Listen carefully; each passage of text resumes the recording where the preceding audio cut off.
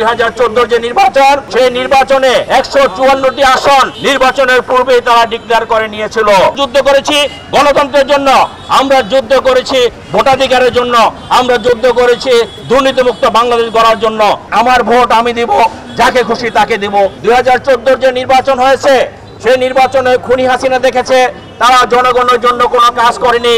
কাজেই জনগণ যদি ভোট কেন্দ্রে যায় তাহলে তারা ভোট পাবে না, যার কারণে তারা কিন্তু 2014 যে নির্বাচন, সেই নির্বাচনে 154টি আসন নির্বাচনের পূর্বেই তারা ডিক্লেয়ার করে নিয়েছিল। অর্থাৎ সরকার গঠন করার যে রিস্ক নেওয়া দরকার, যে রিস্ক থাকে, সেই রিস্ক আগে সে শেষ করে দিয়েছে। সে 154টি আসন বিনা প্রতিদ্বন্দ্বিতায় সে নিয়ে নিয়েছে।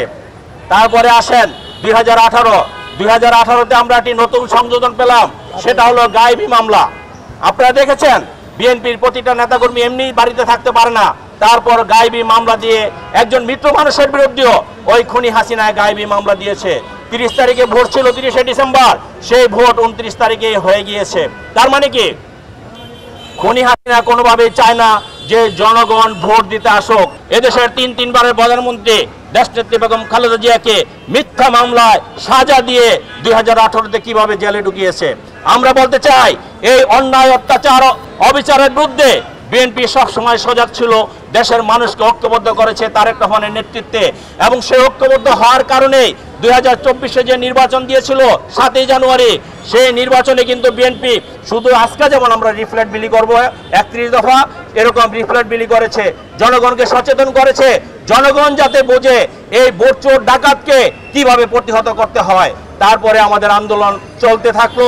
পরবর্তী সময়ে বৈষম্য বিরোধী আন্দোলনের নামে ছাত্র জনতা ঐক্যবদ্ধভাবে আমাদের যে হেসকা টান দিল জুলাই আগস্ট আন্দোলন, সেই জুলাই আগস্ট আন্দোলনে আমাদের পার্টি ভারপ্রাপ্ত চেয়ারম্যান যতগুলো আন্দোলনকারী শক্তি আছে প্রতিটি শক্তির সাথে কথা বলেছে। টানা 7মবারের মতো বেস্ট টিস্যু পেপার ব্র্যান্ড হিসেবে স্বীকৃতি পেয়েছে বসুন্ধরা টিস্যু। যতগুলো আন্দোলনকারী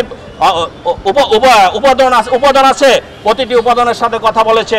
তারপরে আমরা 5ই আগস্ট আমাদের সফলতা পেয়েছি। বন্ধুরা আমার, আমরা অবশ্যই বলতে চাই এখানে ছাত্র জনতার একটি ব্যাপক ভূমিকা ছিল।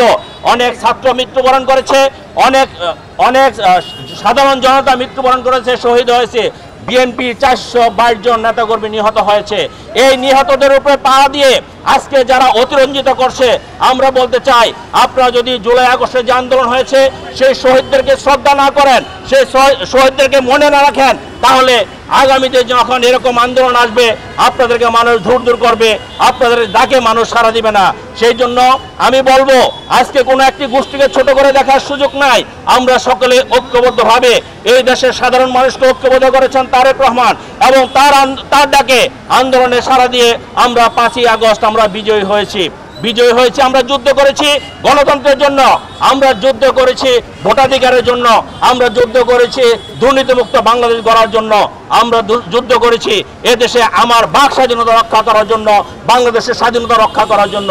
সেই যুদ্ধে বাংলাদেশের প্রতিটি মানুষ আবাল বৃদ্ধ বনিতা সকলে ঐক্যবদ্ধ হয়েছেন, তারেক রহমানের নেতৃত্বে এক ছাতার নিচে এসেছেন, আন্দোলন করেছেন, আমরা বিজয়ী হয়েছি। বন্ধুরা আমার, আমি বলতে চাই সেই আন্দোলনে যেটা মূল নিয়ামক শক্তি ছিল আমার ভোট আমি দিব, যাকে খুশি তাকে দিব। আমরা বিজয়ী হইনি, কিন্তু আমাদের নেতা মনে করেছেন যে এরকম একটি সংস্কার বাংলাদেশে দরকার। আপনারা দেখেছেন আমাদের শহীদ রাষ্ট্রপতি জিয়াউর রহমান 19 দফার ভিত্তিতে রাষ্ট্র পরিচালনা করেছেন, এবং কি সংস্কার করেছেন। আমাদের শহীদ রাষ্ট্রপতি জিয়াউর রহমানের মূল সংস্কার ছিল একদলীয় শাসন ব্যবস্থা থেকে, বাকশাল থেকে বহুদলীয় গণতন্ত্র প্রবর্তন করেছেন আমাদের শহীদ রাষ্ট্রপতি জিয়াউর রহমান। পরবর্তীতে দেশনেত্রী বেগম খালেদা জিয়া রাষ্ট্রপতি শাসিত সরকার থেকে মন্ত্রিপরিষদ শাসিত সরকার এনেছেন আমাদের পার্টি ভারপ্রাপ্ত চেয়ারম্যান জনাব তারেক রহমান। আন্দোলন সংগ্রাম করেছেন শুধু মানুষের অধিকারের জন্য, অধিকার রক্ষার জন্য, ভোটাধিকার রক্ষার জন্য। এদেশে যদি সংস্কার করে থাকে, সংস্কার করেছে বিএনপি, সংস্কার করেছে শহীদ রাষ্ট্রপতি জিয়াউর রহমান, সংস্কার করেছে দেশনেত্রী বেগম খালেদা জিয়া, সংস্কার করছে তারেক রহমান। আমরা বলতে চাই আজকে যে তারেক রহমান সাহেব যে 31 দফা রূপরেখা দিয়েছেন সংস্কারের, এই 31 দফা যদি আমরা বাস্তবায়ন করতে পারি, বাংলাদেশে আর কোনো জাতীয় সমস্যা থাকবে না ইনশাআল্লাহ। আমরা সেই জন্য আমাদের পার্টির ভারপ্রাপ্ত চেয়ারম্যান জনাব তারেক রহমান বলেছেন, আমরা যাতে এই 31 দফা ঘরে ঘরে পৌঁছিয়ে দেই।